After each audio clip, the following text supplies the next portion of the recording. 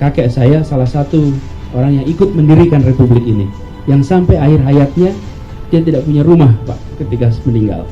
Dan kami tumbuh besar di mana telepon harus numpang tetangga. Kalau ditanya jabatan, bekas menteri, bekas anggota konstituante, pernah di parlemen, ikut BPK dan lain-lain. Yang keseharian ditunjukkan adalah harga diri dijaga lewat integritas yang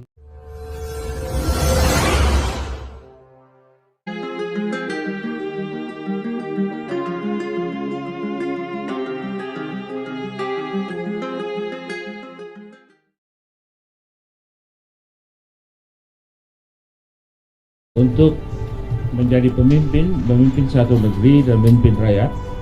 Itu saya melihat pemimpin negara nih ya, bukan hanya negeri, pemimpin negara. Itu saya melihat ada 3 faktor yang sangat berhubungan dan dia bisa saling menunjang, bisa juga saling menegasi.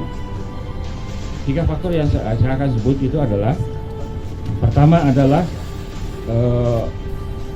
upbringing dari seorang calon pemimpin, mulai dari kecil, remaja, mahasiswa, sampai dengan muncul sebagai pemimpin. Nah, dalam upbringing itu, menumbuh kembangkan itu, ada yang disebut dengan proses-proses habituasi, proses-proses pembiasaan. Nah, kita tahu semua pemimpin kita yang the founding fathers dan mothers kita, itu mereka merayap dari bawah. Mereka mekar karena memar, merayap dari sesuatu yang diranting ke cabang, ke terus sampai muncul di atas. Nah, saya ingin Bung Anies tunjukkan bahwa memang Bung Anies dibekali seperti itu. Karena saya tahu juga latar belakang Bung Anies adalah dari keluarga pergerakan, dari cucunya Pak Baswedan, ya. Jadi itu apa yang diberikan oleh lingkungan khusus dari Pak Anies itu, sehingga Pak Anies percaya bahwa saya mampu dan saya bisa.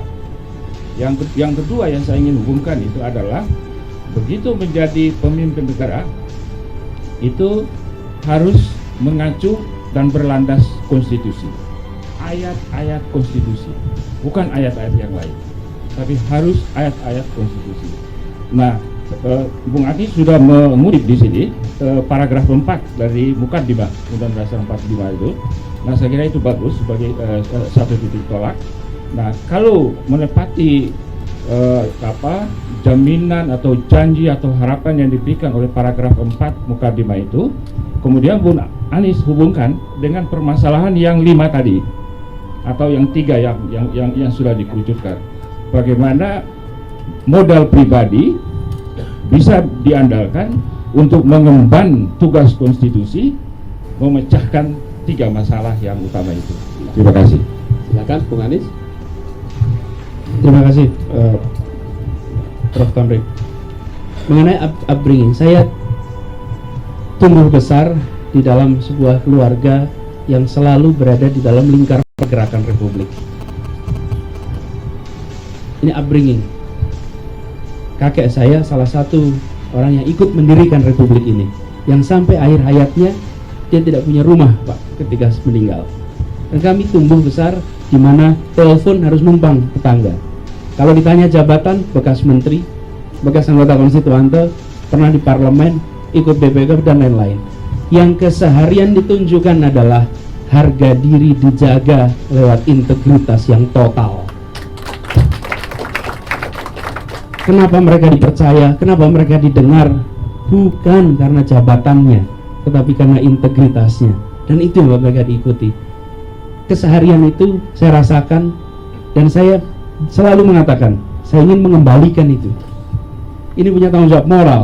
Saya sempat waktu ditanya, saya nggak tahu harus menjawab apa kalau saya bilang tidak mau, Pak. Karena ini adalah tanggung jawab moral orang-orang yang ikut mendirikan republik. Nah, masalah yang besar di Indonesia hari ini sebenarnya bisa diselesaikan jika kita hadapi dengan integritas tadi, Pak. Integritas tadi, ini yang harus dikembalikan di Indonesia, di dalam pemerintahan kita, di dalam kepemimpinan kita. Kalau sudah integritasnya beres, kompetensinya dan lain-lain bisa menyusul. Lalu keterlibatan, alhamdulillah selama perjalanan selama ini tidak berada di wilayah pemerintahan atau di dalam pemerintahan, kita selalu bekerja untuk kepentingan Republik. Jadi masalah berada di dalam atau tidak, kalau ada dipanggil mintai tugas, siap. Dipanggil mintai tugas, selalu siap. Dan saya selalu mengatakan, panggilan apapun dari Republik, kita selalu siap untuk menjalaninya. Itu prinsip yang selama ini dipakai. Nah, kemudian terkait dengan janji tadi, Pak. Republik ini berjanji nomor 1, melindungi, Pak. Karena itu ketika bicara menegakkan konstitusi, pertanyaan yang item kedua dari Prof. Tamrin, menegakkan konstitusi, nomor 1, melindungi setiap warga negara Indonesia, setiap jengkal tanah Indonesia. Itu nomor 1. Jadi tak pandang bulu, tak lihat. Makanya saya selalu mengatakan tidak ada minoritas dan mayoritas. Yang ada adalah warga negara Indonesia dan berhak mendapatkan perlindungan yang sama dimanapun juga.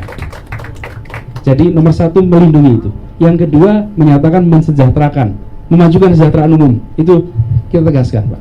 Dan yang ketiga yang tidak kalah penting adalah soal mencerdaskan. Saya ingin garis bawahi, Pak, soal kalimat-kalimat ini. Dan saya akan bawa ini terus-menerus. Semua kalimat para pendiri Republik semuanya positif, Pak. Tidak ada yang mengatakan memerangi kemiskinan, tidak ada, Pak. Yang ada memajukan kesejahteraan umum. Tidak ada mengatakan memerangi keterbelakangan, tidak ada. Yang ada mencerdaskan kehidupan bangsa. Semuanya positif. Saya akan kembalikan suasana positif di bangsa ini dengan perspektif kepemimpinan positif. Karena optimisme dan positif itu menular, tapi pesimisme juga menular. Karena itu tugas pemimpin adalah membuat suasana perspektif yang positif. Itu semangat konstitusi dan itu yang nanti akan saya jalankan juga. Itu jawabannya, Prof. Baik, Bung Zulkifli.